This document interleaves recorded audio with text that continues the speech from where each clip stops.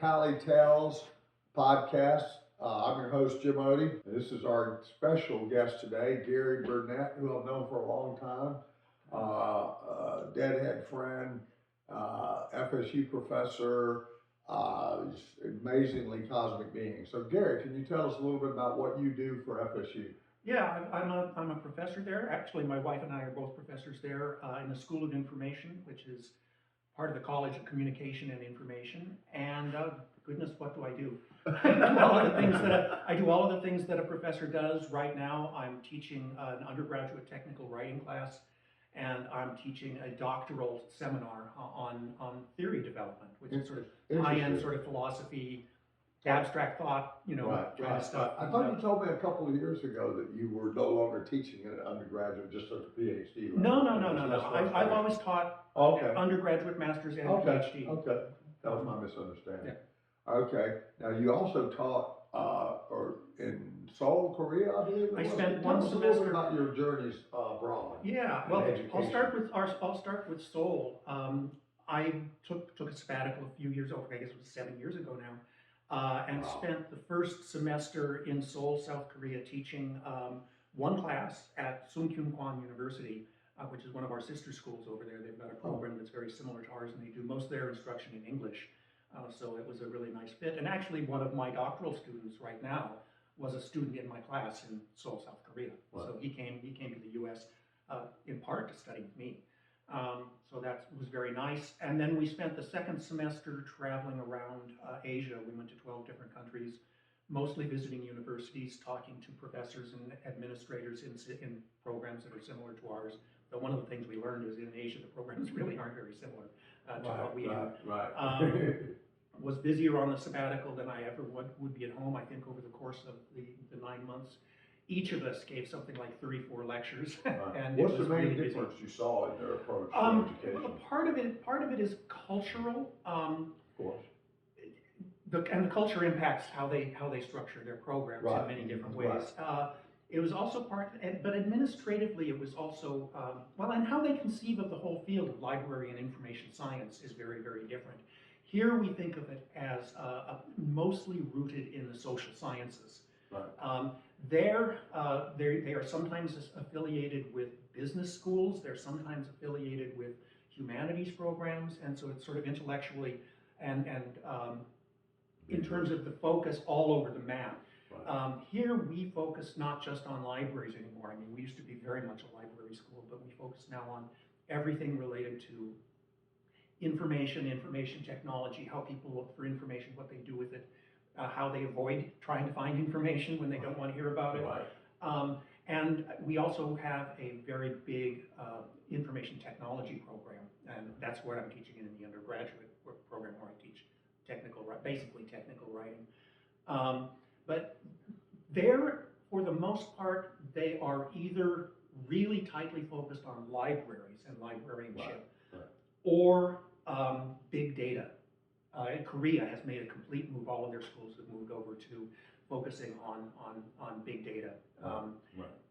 India was a really interesting place. It was very much humanities oriented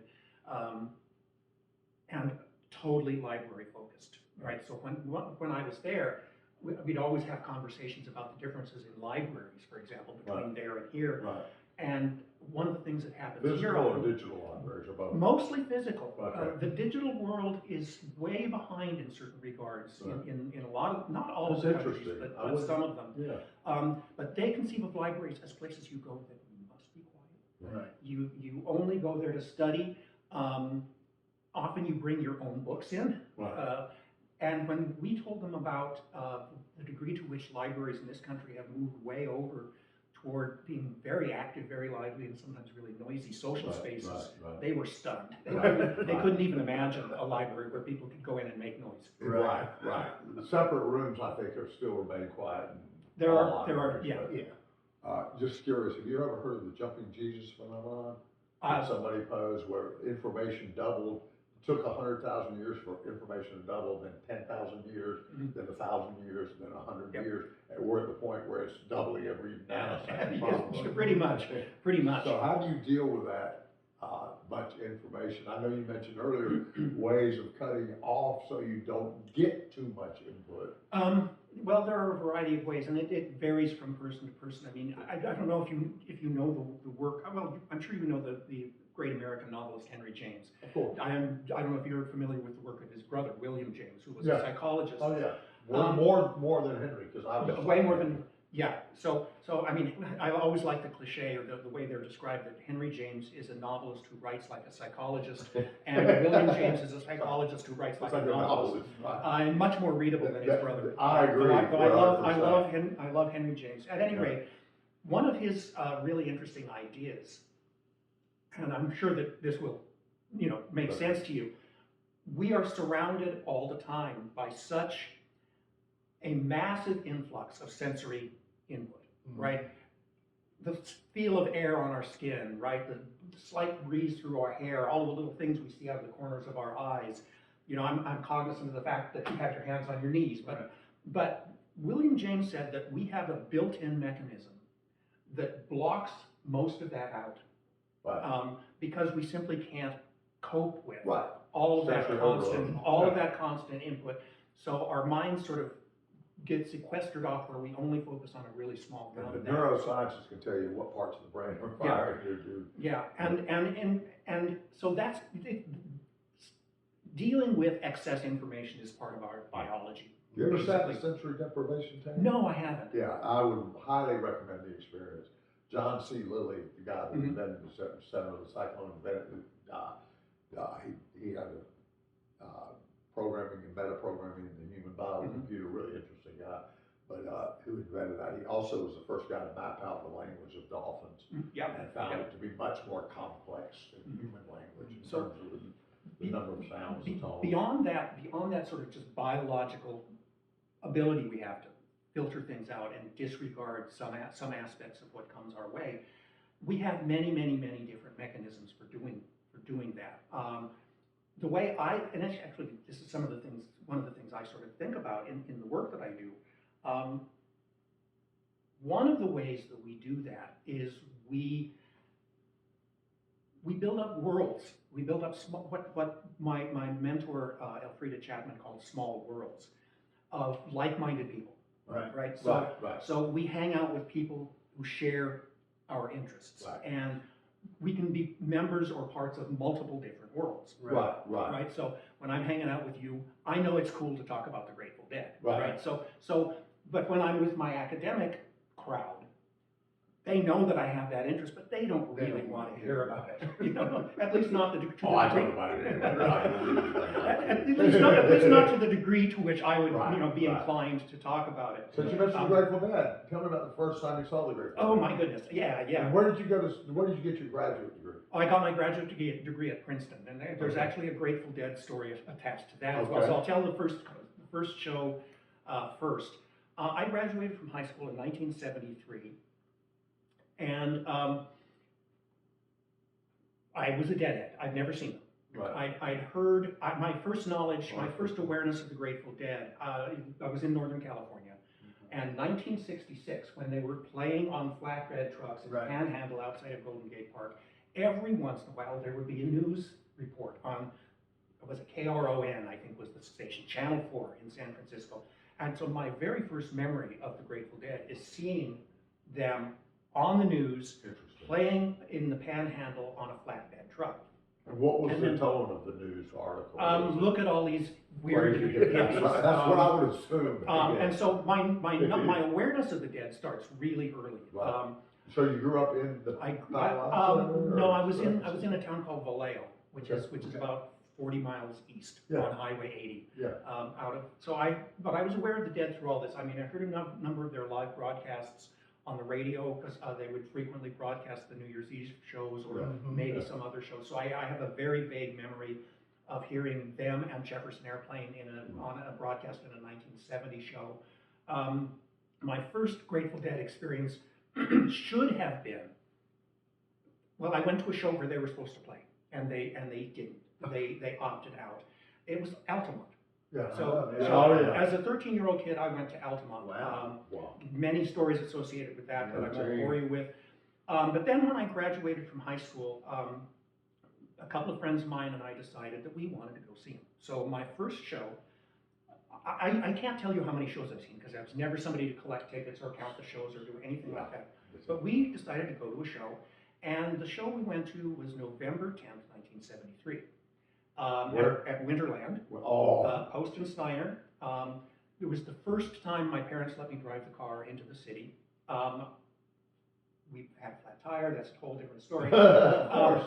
The adventure. It's the adventure. So we went to the show. It was also the first time I ever went to City Lights Books in San Francisco. Yeah, so that was great. Wonderful show.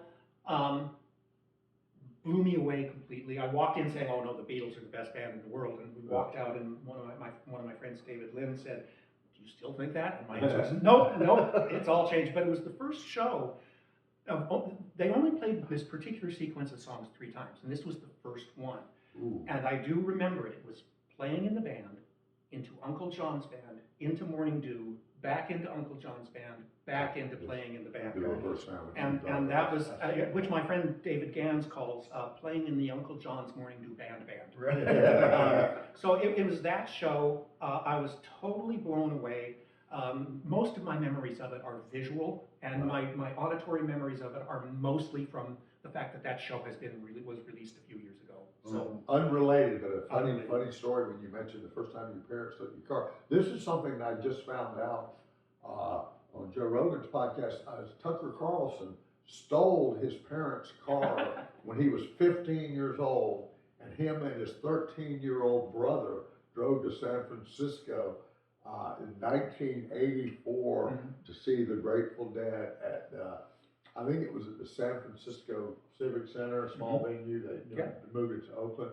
So I thought it was pretty funny when you mentioned the car show, because a lot of people aren't aware that Tucker Carlson is a Deadhead. This was the tire story. I mean, it was the first time my parents let me drive the car. My father, who was an auto mechanic, had never taught me how to change a tire. And so I figured it out quick. Oh no! Actually, some hippies helped us. Okay. The cops just said, "Oh, I can call you a tow truck." Right. The hippie said, "Okay, yeah. Yeah. You need to learn this, kid, but I'll do it for you this time." Us on vacation, we going up to Michigan. My dad had an ice book, and we spun around. My sister and mom were terrified. Me and my brothers were laughing at each other. This is fantastic. Into the other aisle of the interstate, we broke down, and some hippies stopped and helped us. And that was an initial impression on my mind. Hey, maybe these hippies aren't what they say they are on television. So I also have to tell the story, the Princeton related story. Sure. I went to graduate school at Princeton, totally socially out of place. I'm a working class kid from small town Montana. And your Princeton degree was in English. I studied poetry. And your dissertation was about the modernist American poet who was named Hilda Doolittle, but published under her initials HD. So I was a Deadhead. It was a period of time during which I did not really see the Dead very much. What year was that? This was. I started in I started in 83 and I graduated in 89. Wow. 6 years. So it took me 5 years. I guess my degree was conferred in 89. Did you go from a master's to a PhD? No. You skip? I got my undergraduate degree. Christine was the same way. We introduced Christine. Christine, best guitar player. I saw him play just the other night, actually. Yeah, I went to see Revival. I almost went. Really fun You show. know the new website he started?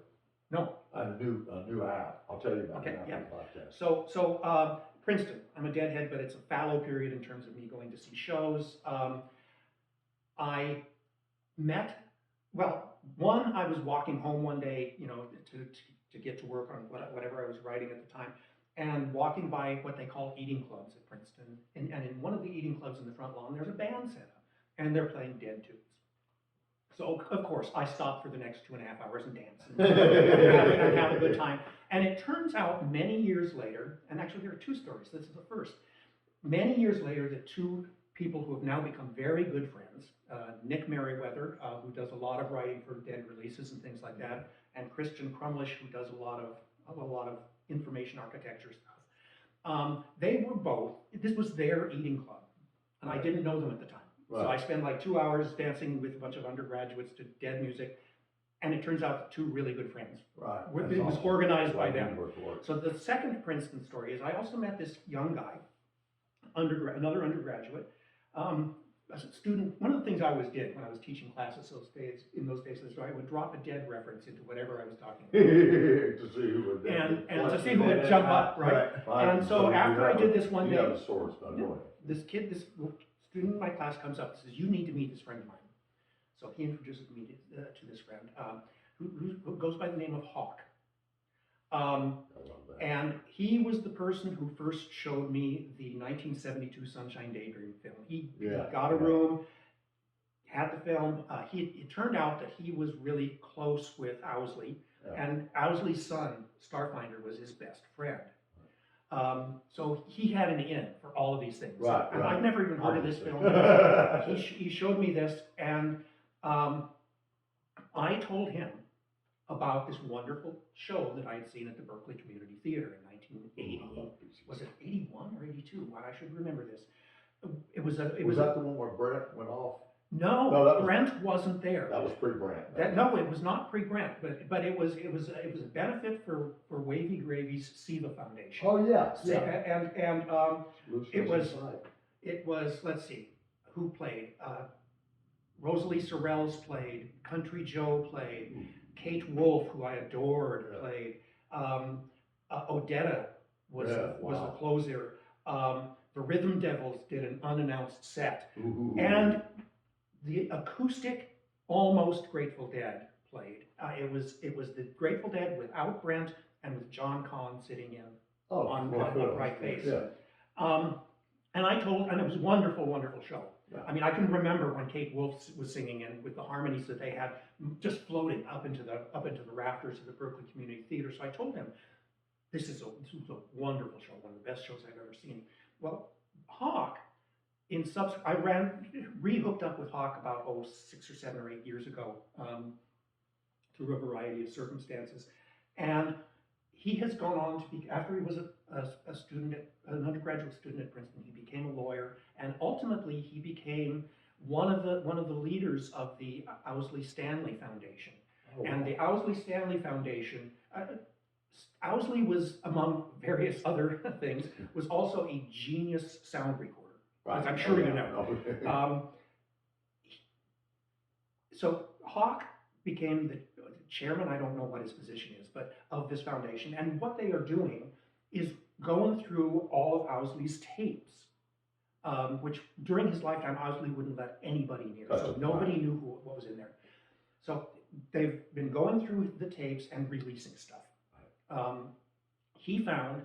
How are they releasing? How can we access that? I think they're doing limited vinyl issues. They're doing mostly CDs, and they are there. You can also get them on streaming platforms. It's still happening.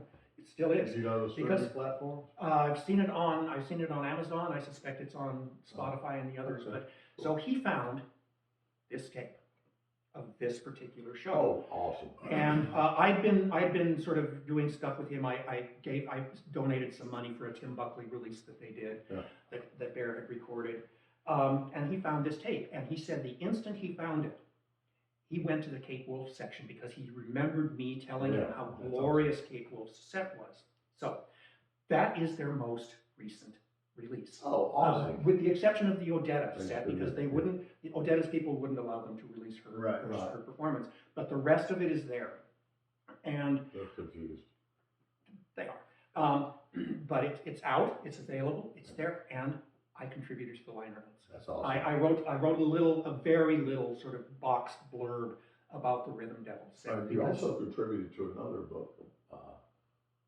About the Grateful Dead. Several, actually, but the biggest one is the Oxford Grateful Dead Reader, which was edited by my good friend David Dodd, who was a librarian in California, and his wife Diana Spalding, and I have the next to last chapter in there.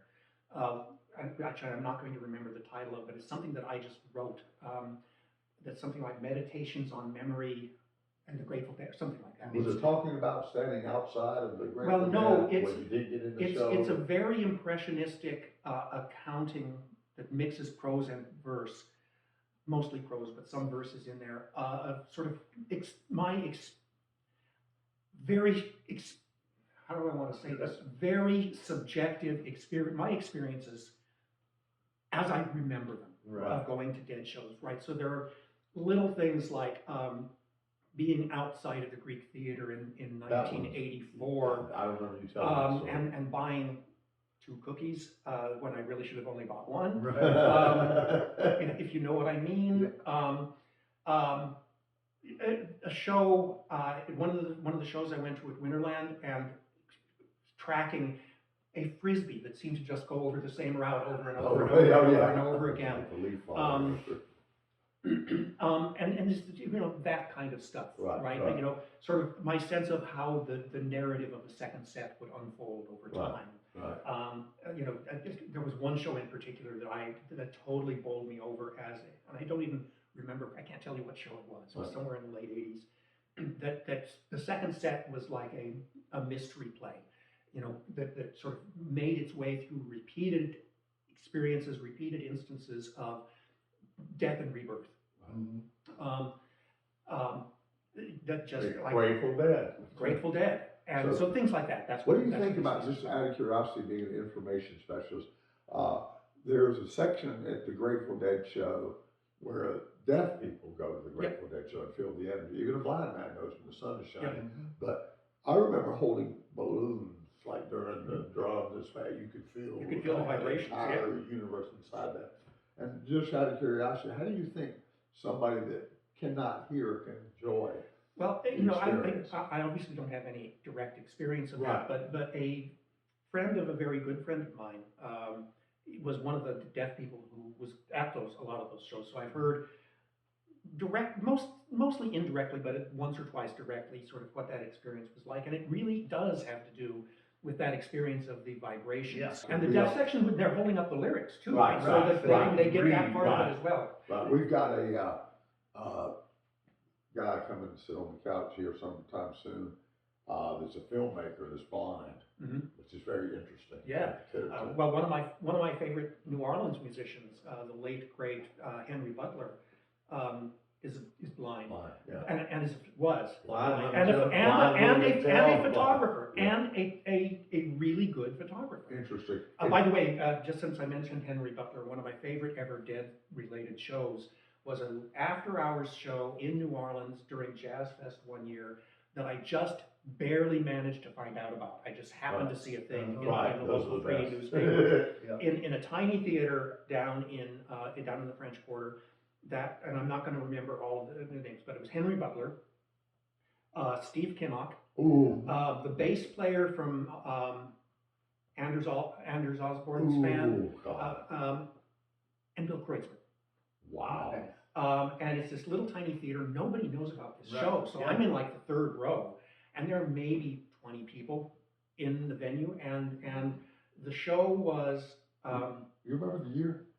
No. Just curious. No. I know somebody that might have that tape. It would have been. If you want it. It was 2010-ish, maybe. I don't remember. But what they did is usually Henry Butler would just start off playing something. Right. And the rest of the band would come in. The only actual song they played was Kinnock doing Stella Blue. And wonderful show. Nobody was there. I was 20 feet from Kreutzmann. And this number of years later in San Jose, California, I got to meet Kreutzmann briefly and have a quick conversation with him. And I mentioned this show to him, and he'd been he jumped up and he said, "Henry Butler is a monster." And then he proceeded to talk about how the bass player couldn't keep up. That's funny. Anders Osborne often plays the tuba, plays the bass. Originally, I think he didn't even have a bass player. Yeah. He does the bass lines with his tuba. Have you seen Kreutzmann, Billy and the Kids? I just saw him play with Billy Strings and Carlos Santana on Hawaii. Have you seen that? That was a wonderful show. My favorite post Grateful Dead related shows have been Kreutzmann's. I saw Seven Walkers also in New Orleans, and they were amazing. It was a great show. We were up in the balcony, and they were doing all the lights through the dry ice haze. And so we had this performance. Warren Haynes sat in for a couple of songs, including the most out there bird song I've ever heard. Seven Walkers, but they have the lights going down through this dry ice haze, so we got an incredible psychedelic light show. between us and the band. Right. So the band was playing beyond all of these amazing You gotta lights. love that. It was a great These guys, show. these visual, the Android Jones of the world, and Jonathan Singer and some new people are doing like three-dimensional stuff. And the band Fish, we were speaking of, Yep. and I think that Wavy Gravy technically handed over the torch to Fish from the Grateful Dead at one of the Fish shows. I don't know what year, 94, or I don't know, it was after Jerry's passing. Yeah. But him being there talking about where all those, it seemed to me like he's handing the torch over to Fish. Yeah, and I think you're right, by the way, that torch has really gone to Billy Strings right now. Well, with Billy Strings, I He's think amazing. Jerry's spirit jumped in Billy's body if those things happened. They're such different guitarists, He's incredible. but the approach that anything can happen at any time. Oh, yeah. yeah. And then when he sits in, they now say there's a thing where they put up beside Billy Strings will be out in 5 minutes. If he's playing with Fish, he's playing with Santana, he's playing with whoever he's sitting in with, Country Giants. I saw him play with a like 12-year-old kid the other day. It reminded me of Derek Trucks when he was 12. I've only seen him live 3 times. I saw him play a couple of sets at Spirit of Swanee Music Park, east of here. And was it last year? Yeah, last year we went to St. Augustine to see one of his shows there, which was astonishing. Yeah. Just astonishing. But yeah, I could sort of go out of my way to find Billy Strings webcasts. Amazing. He's absolutely, his energy is such that when he steps out, it's like Colonel Bruce Hampton. When he steps out, it's all about him. Yeah. He's Billy Strings is one of my favorites, and I gotta say, I mean, this is a totally out of left field, but the other kind of music that I'm totally into right now is it largely thanks to, not largely, but not just thanks to my 15-year-old granddaughter. Okay. And I think we're in an insanely great, rich era of fantastic pop music, mostly by young women. Yeah. Right, so I listen to tons of Taylor Swift, oddly enough, Olivia Rodrigo, Boy Genius. They're all of these great musicians and writing wonderful songs, but it's like the polar opposite of this, like full-on improvisational. Anything can happen at any time, but still really good music. Yeah, the first time I saw Billy Strings, well, my wife didn't like him at all. Really? The first couple of times she's come around because she said it's all just testosterone, which is also true. But but that's beside the point. He played a John Hartford song, "All Fall Down." No, it wasn't "All Fall Down." It was John Hartford song, "Space Jam," "China Doll." Oh. And I, of course, I was there the whole time, and I've been a big fan since that moment. Right. Astonishing musician. Yeah, it really is. So I'd like to ask everybody, you had met my daughter Bella. Yes. This is kind of what Bella. Only a couple times, but yes. Yeah, several times. I remember distinctly at my place in Midtown, her asking you about Berkeley. I thought you had been to Berkeley because she was interested. No, I lived there. I mean, Really? I lived just outside of Berkeley and worked for a number of years in bookstores in the Berkeley area. I remember her asking, you gotta be really smart to go to Berkeley. No. She ended up the next year at Berkeley, at some sort of organization she was with. She got to go to Berkeley and do research on everything. She called me one day and said, "Dad, I got to touch a brain." And all sorts of stuff. Yeah, no, my undergraduate work was at Berserking, UC San Diego, Okay. but I lived in Berkeley and worked actually at UC Berkeley for Oh, a couple wow. of years. That's a hot spot for education, no doubt about it. Berkeley Community Theater. I remember seeing when Jerry had his meltdown and came back, they had a performance there called "When Dionysus Meets the Grateful Dead," Ritual and Rapture, from Dionysus to the Grateful Dead. I mentioned that on the podcast yesterday with Chris, but it was phenomenal. I should have recorded it. Oh well, because it was in for quadraphonic, and man, it was fantastic. Joseph Campbell started off with his lecture, and then John Perry lecture on autism, and then this performance, the African Queen meets the Holy Ghost, which you can find if you dig deep enough. Rand Weatherwax, they're just throwing stuff on the stage. Jerry doodling, Mickey, and some lady from Tehran doing these vocals that sounded completely otherworldly. That was one of my favorite things that happened at Berkeley Community Theater, besides the dead shows. Oddly enough, that was the only time I ever made it to the Berkeley Community Theater. The show that I count as my last dead show was not really a dead show. My last real show was in Washington, D.C. I saw one of the RFK shows in that horrible '95 summer tour. Oh, yeah. I'd seen Was that with Tom, I mean, with the that was when Dylan Dylan and yeah, Tom and Petty? Dylan blew him off. And not Tom Petty, no, this was Dylan. '95. Okay, no, Dylan 95, was the okay, it was opener. earlier, yeah. And Dylan's band was amazing at that time, Yeah. and blew them off the stage, basically. Jerry was in terrible shape. I'd seen the Giant Stadium shows and Yeah. I was just so unhappy. And I was talked into going to the RFK shows, and they were not great, but they were okay. Yeah. That's right, so I got to go off on shows that I thought were reasonable. But my wife, our son, our two kids, and one of our son's friends went backpacking along the Forgotten Coast, Northern California, up towards towards Eureka. And the night Jerry died, we knew something was going on. We're out in the wild, but because the wind was crazy out there. Right. We came back into civilization. We were going to go and house sit for a friend in Haight-Ashbury. Because my wife's father was dying, and so we didn't want to go to we didn't want to stay at their house. So we came back out, and I saw a newspaper headline that said Garcia funeral. And that's all I saw, and I broke down. I mean, fortunately my family were understanding and let me sit on the curb for 2 hours or whatever it was. We emerged from the wilderness, after I composed myself, call my friend, Damien, who lives just off of Haight Street. We're going to house sit for him. He said, first thing he said, "You've heard the news, right?" And I said, "Yes, I've heard the news." He said, "Well, here's some more news. We are not leaving. And we have friends coming up from San Diego who are also going to be staying with us, but you're welcome to join us. And we're all going to go to the memorial in Golden Gate Park." So we don't have anything else to do, so we say, of course, and we and our daughter stayed with them. It was when my daughter and I got introduced to the wonderful cartoon Pinky and the Brain. I should have worn my Pinky and the Brain t-shirt. And hung out with Damien and his wife and all of their friends from San Diego, went to the memorial in Golden Gate Park. I sort of count that as my last adventure. It was Bittersweet times. it was very bittersweet times, but I feel so thankful that I got to go to that because it provided a really nice sense of closure. Yeah. Right. Yeah, We I was- closed the I store was when we heard Jerry died. That was my sense of closure. Yeah. We heard he died, somebody called me the next morning, I got a call at work, and of course, none of us could function. How long have you been in Tallahassee? I've been in Tallahassee for just shy of 28 years. And what's your favorite nature spot in Tallahassee? I know there's a lot of great ones. So in Tallahassee Yeah, proper? what is that around for here? you? Or let's do Tallahassee first and then Okay, the surrounding area.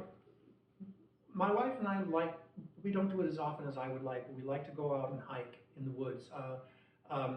Maclay Gardens has some wonderful trails. The eclipse. The Miccosukee Greenway is a great place to Yeah, hike. We just found a place we didn't know about called, what is it called?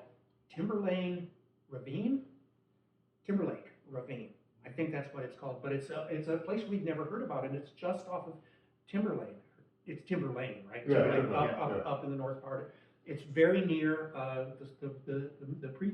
elementary school up there. Right, And right. it's- What about it? What about it? How big of space is it? It's about a 2.5 mile loop. Right. It was the first place we took our new pup. Oh, cool. for And an the actual- ravine implies that you're gonna get some good There views is. from there. Well, you don't get good views, but But you you do get the terrain. You do get a little bit of the, what passes for altitude change Right. in I've never been Tallahassee. there. That'll be my next venture with Akasha and Sky Dog. And Leon Sinks. We've always Oh, really yeah, liked to ride yeah, down to yeah, Leon yeah. Sinks. And in terms of nature, we just came back from a weekend down in Tate's Hell, where we'd Oh, never yeah. been before. And yeah. there was a brand new campground there, which is where we stayed, called Cache Creek. And we didn't do anything. We just sat and read books, but it was just beautiful. Yeah. It's not. It wasn't hellish at all. It wasn't hellish at all, except it's a little bit hellish post facto because I've got bad sunburns in a couple of places, and I didn't use enough bug spray, so I also got bites all over. Fortunately, I don't have to use sunscreen. I just get darker, and the bugs don't like me. And I always like to ask everybody, what you do, for people that are out there struggling with the opioid addiction, and I know you probably know people in your family, or the extended cousins, some family. cousins. Yeah, they've had problems, and those that have overcome it, what sort of ways do you think are, we talked about information, what sort of information do you need to get to these people so Well, they will? I have somebody to introduce to you. Okay, perfect. One of my colleagues at FSU, at the School of Information, who just got tenured, Yeah. so that's good. Yeah, you can say Um, anything, Her name is Margaret. She actually she does research on opioid issues. Please. And Please. yeah, I've been thinking for a long time that the two of you need please to hook us meet up. with each other. In my experience, it's such a, and in my experience, it's really limited. In terms of direct experience, it's just such a long, protracted challenge. Because the people I've known who had to deal with not just opioid addiction, but other sorts of addictions, it sort of snuck up on them. Oh, yeah. And then when they realize that there's an issue, I know somebody, I won't give any details at all, who just about 3 weeks ago came out of rehab and within 5 days was back into it.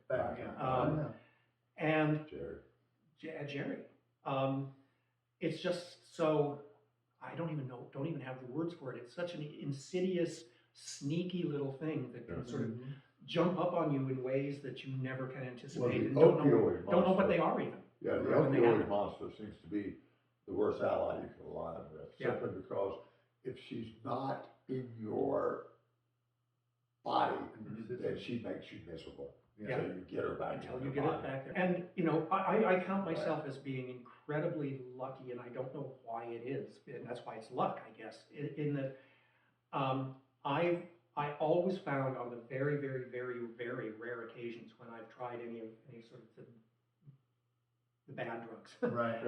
I found them to be not very interesting. Right. I just, I experienced cocaine a few times in like Mick the Jagger 70s said and early cocaine was- 80s, and I just thought it was so boring. It was like, Yeah, why would anybody do this? That's right. Mick Jagger said the same thing. Yeah. People say, "Oh no, he just said that. He does a lot of coke." But no, it's boring. It is boring, And then when I've had like injuries or surgery and I've had to use painkillers, I just avoid them as much as I can. Yeah, me I'll too. only take them if I'm in extreme need. After my bad car accident. Yep. I remember conversations with you about I've that, tried it, and they gave me lots of Dilaudid on the way out. I took 4 the entire time. Yep. Because they made me nauseous and constipated. Oh, God. Yeah. And I've never had any enjoyable thing. Maybe I'm already in that state of consciousness, so I don't need that. Thank God, a good friend of mine who did some artwork for Bella was, she's clean and sober, Jules Muck. I'll give her a plug right now, Muck Rock. She did some of the great murals around town.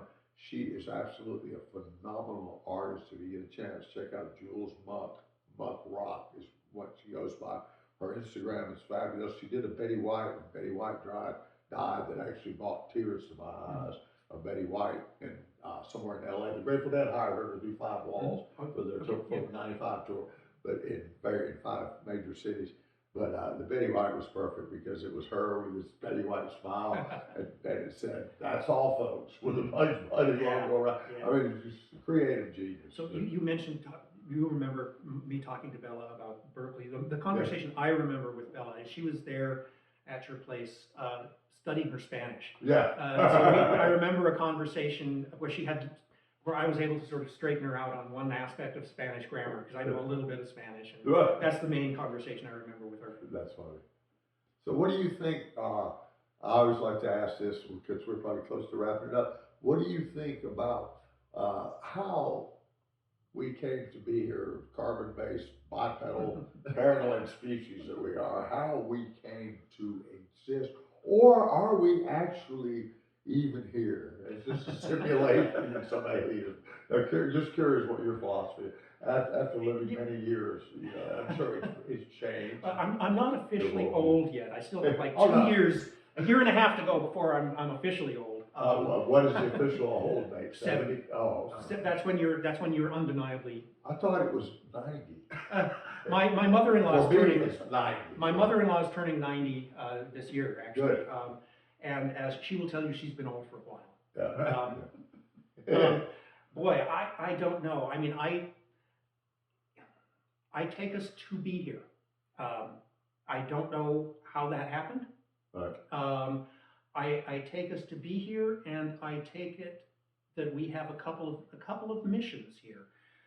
You know, not in any kind of cosmic sense or religious sense. I mean, one of our missions here is to be kind to each other, to learn how to do that. I mean, for a long time, a motto I had was, I try not to make my doctoral students cry too much. Because sometimes you have to push people in uncomfortable ways. Yeah, I mean, you just yeah. have to do it.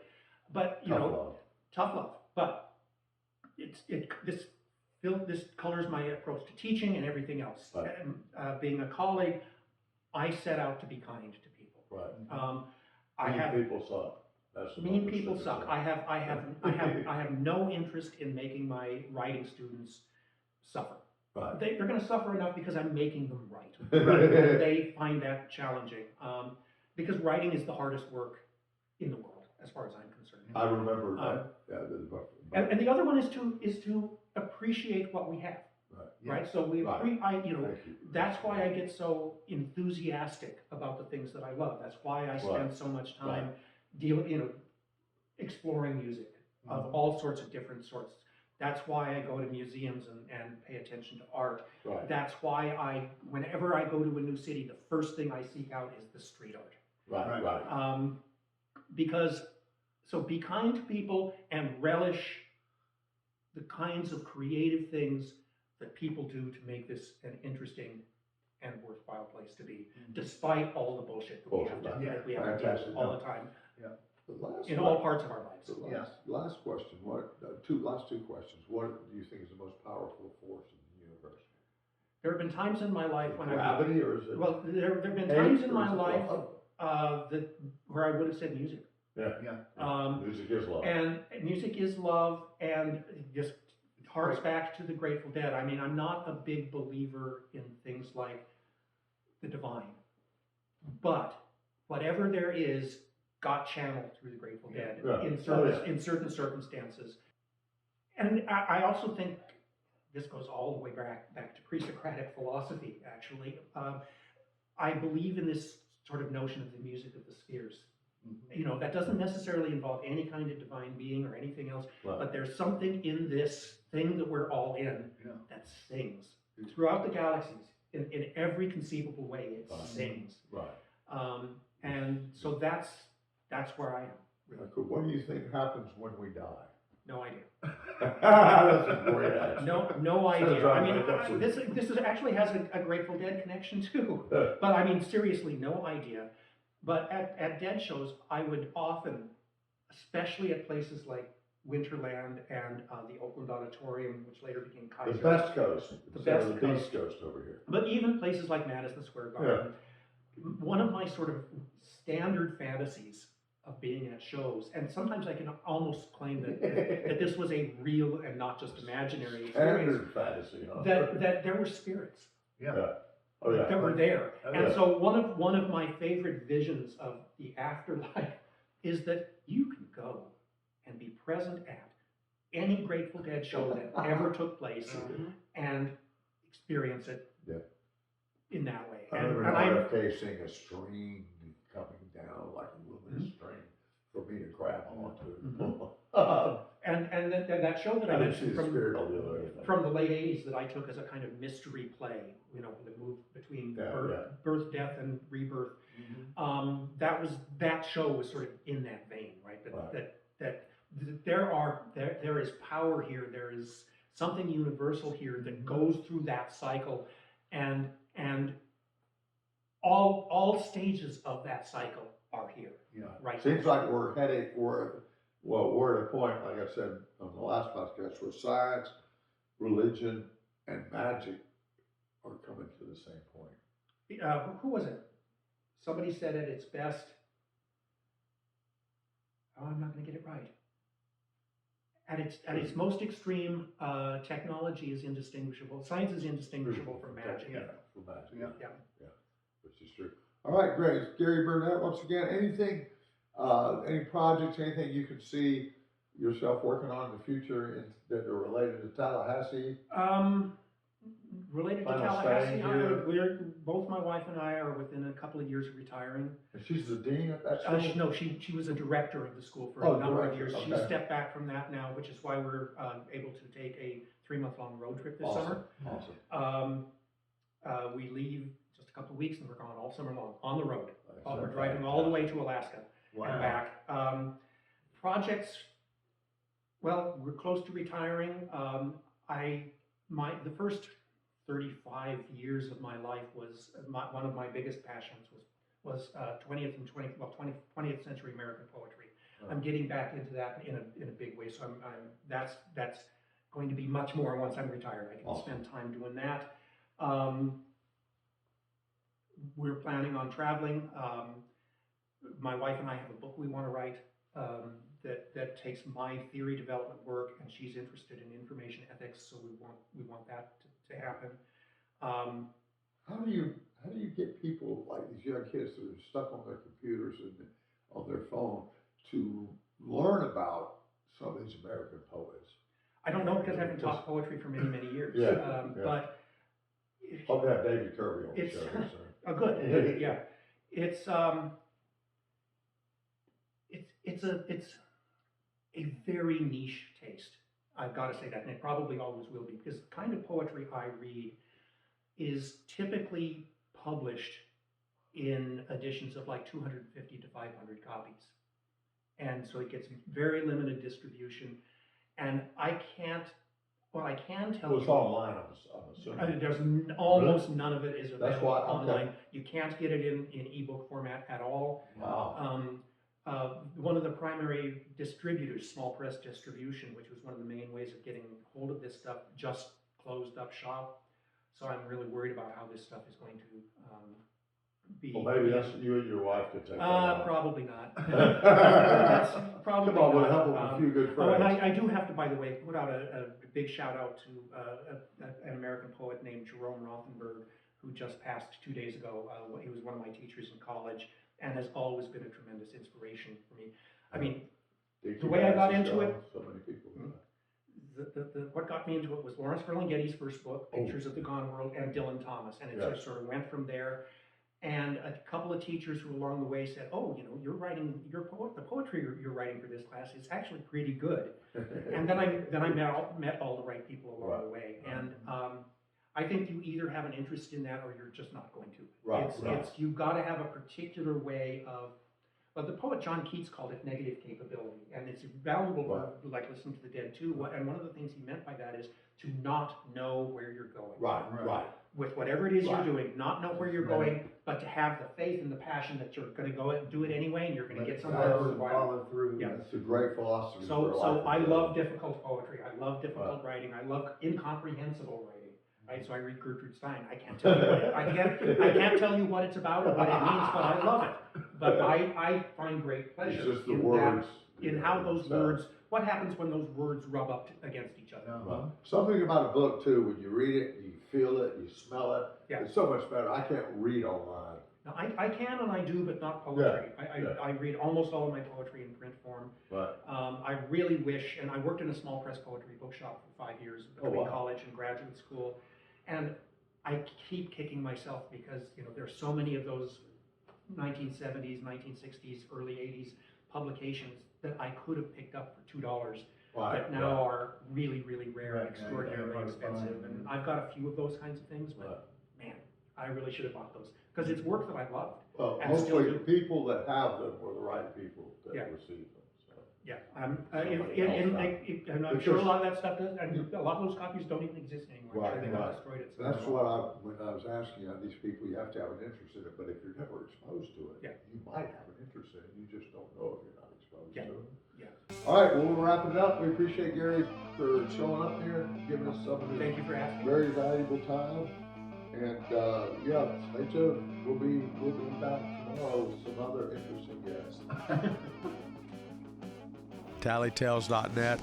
We love everybody that's listening to this, as Bella did. So we'll tell a lot of Bella stories in the future. All right, stay tuned. Love y'all. Peace.